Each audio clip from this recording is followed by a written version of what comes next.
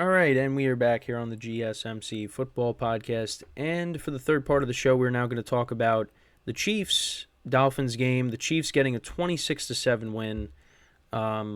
There was really no point in this game where I thought the Chiefs weren't going to win. I mean, maybe when Tyreek Hill caught that touchdown in the game to make it 10-7, 53 yards from Tua Tagovailoa. But other than that, there really was no point where I was like, oh, the Chiefs are in trouble.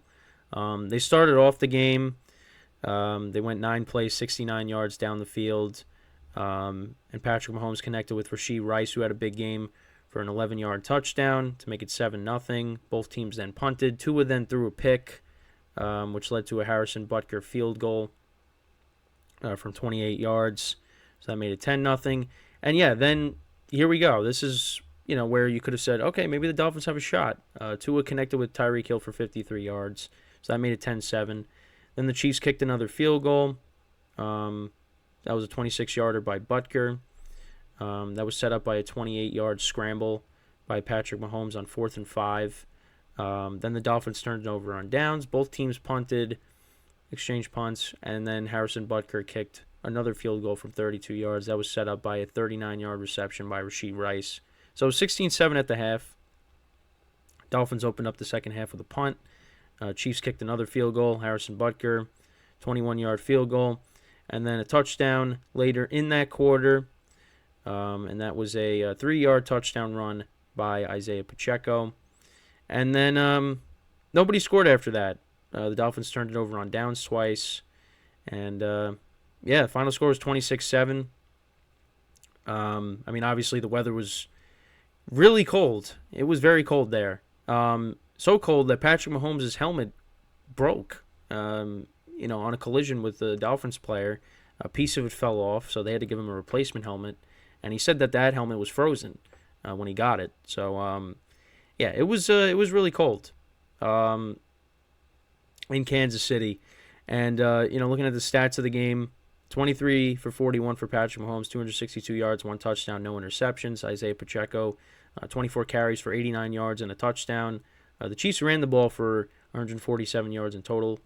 Mahomes had 41 yards, and Clyde Edwards-Helaire had 21 yards on the ground. Rashee Rice, like I said, had a big game, 8 receptions for 130 yards and a touchdown. Travis Kelce had 7 for 71. Clyde Edwards-Helaire actually had a fumble in this game. That was actually late in the game when the Chiefs were towards the end of the game. The Chiefs were just trying to run out the clock, and he fumbled. So the Dolphins did get one more possession, but they didn't do anything with it. The Chiefs had 2 sacks in this game. And then on the Dolphins side, Tua Tagovailoa went 20 of 39, 199 yards, 1 touchdown, 1 pick. Only ran the ball for 76 yards. They did get Mostert back and Waddle back for this game, but it really didn't matter. Tyreek Hill, of course, was their leading receiver. 5 receptions for 62 yards and a touchdown. Obviously, the 53-yard touchdown reception was a big chunk of those yards for him. Jalen Waddle had 2 for 31. The Dolphins didn't have any sacks in this game. But yeah, it was a tall task for the Dolphins. I just really did not see them really winning this game, especially with the weather. And it's just and the Chiefs' defense. You know what? That's been the strength of this team this year. And they played well. They shut down the offense between that and the weather. And something on CBS's Instagram that they posted. So Dolphins by opponents this season.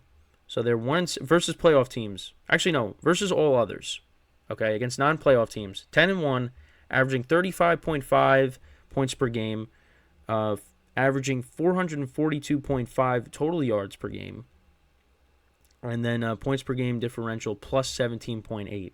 Then against playoff teams, they are 1-6, averaging 16.1 points per game, total yards per game 316.9, and then points per game differential minus 15.7. And listen, we talked about it earlier how the Dolphins are kind of frauds, and again, that just reared its ugly head once again here in this game. They just couldn't get anything going. And the other thing too is, similar to what I talked about with the Steelers and Kenny Pickett, what is holding the Dolphins back? Unfortunately, it is, you got to say it's their quarterback. Um, and Tua had a good year. I don't think he's now. When Tyreek Hill's not on the field, I mean, you saw in the Bills game, um, to the regular season finale. I mean, those interceptions, that interception at the end of the game was horrible. Um, and you saw, when he got hurt in the Titans game, I mean, Tua looked like a different quarterback. Um, he is what's holding them back, and you might have to move off of him and maybe bring somebody else in. Again, I don't know where you're gonna get it from. You gotta, obviously, the other thing too is you gotta have a replacement. If you don't have a replacement, then don't do it. But when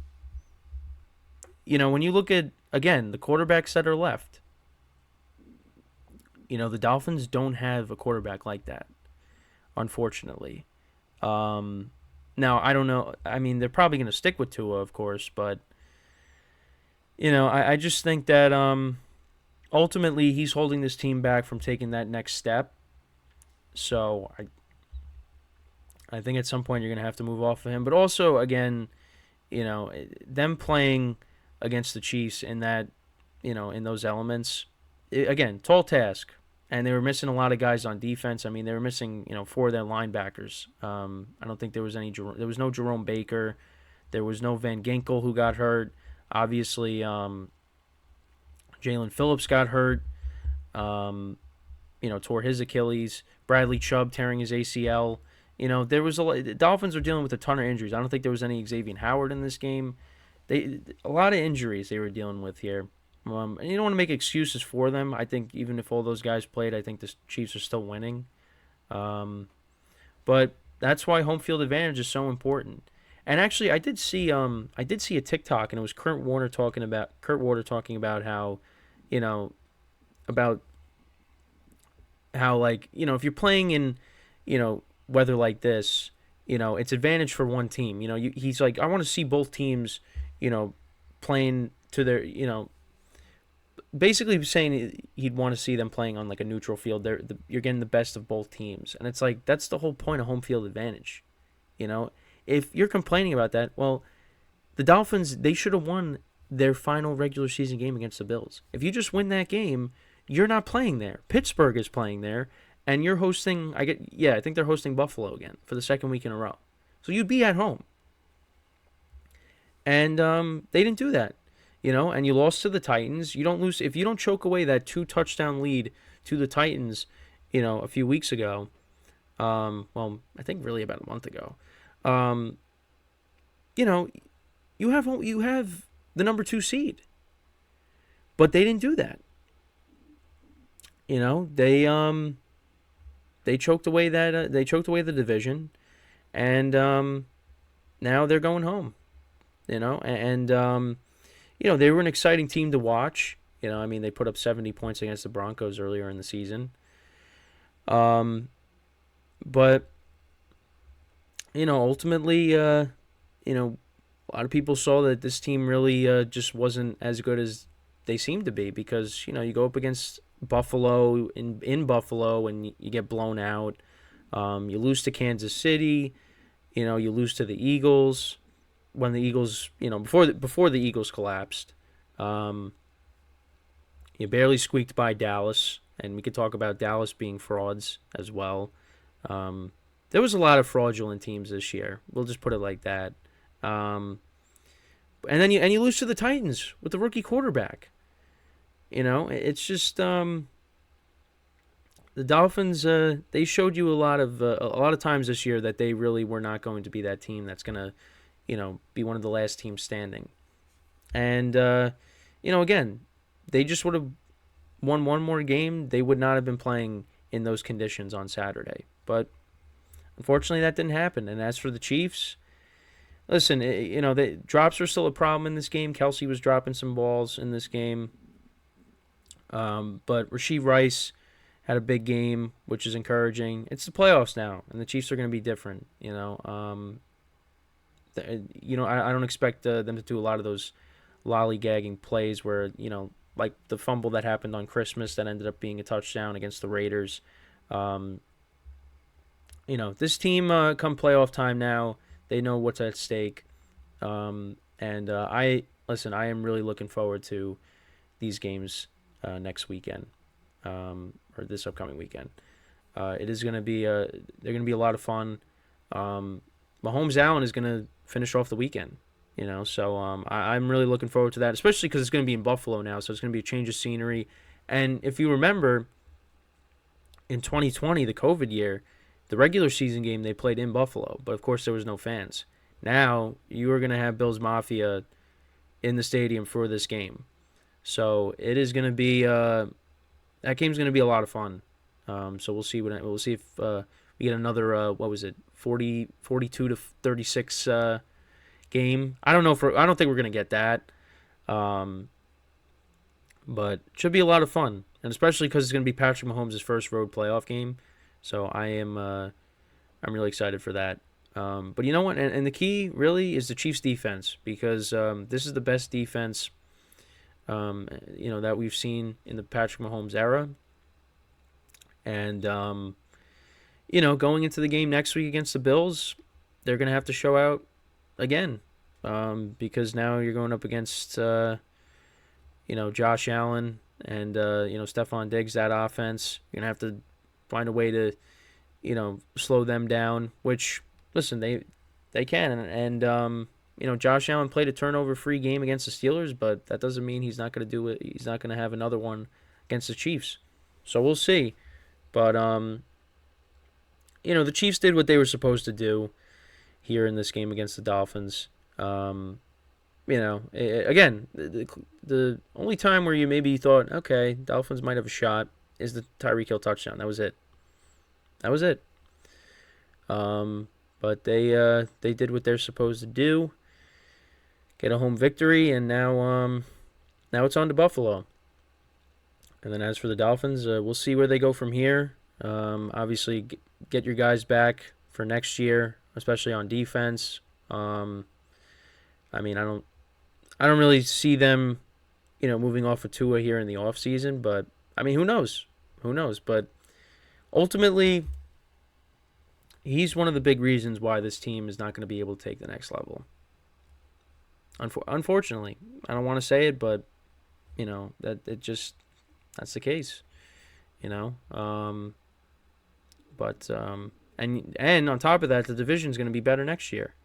Because if Aaron Rodgers is healthy next year, the Jets are going to be better. They're not better than the Dolphins, but they're going to be a better team. And we'll see. With the Patriots now, with Gerard Mayo as their new head coach, what they're able to do. They're in the middle of a transition period, but listen, this conference is loaded in general. Look at the conference as a whole. Where do you put the Dolphins? With these 4 teams that are left, the Texans, they're going to be a better team. They're just getting started. They got some work to do, the Dolphins, and starting with, they might have to figure something out with quarterback. But let me know what you guys think about this game. With that, we're going to take our final break of the show, and when we come back, we're going to talk about the coaching carousel. When we come back, teams have conducted interviews with people, with candidates.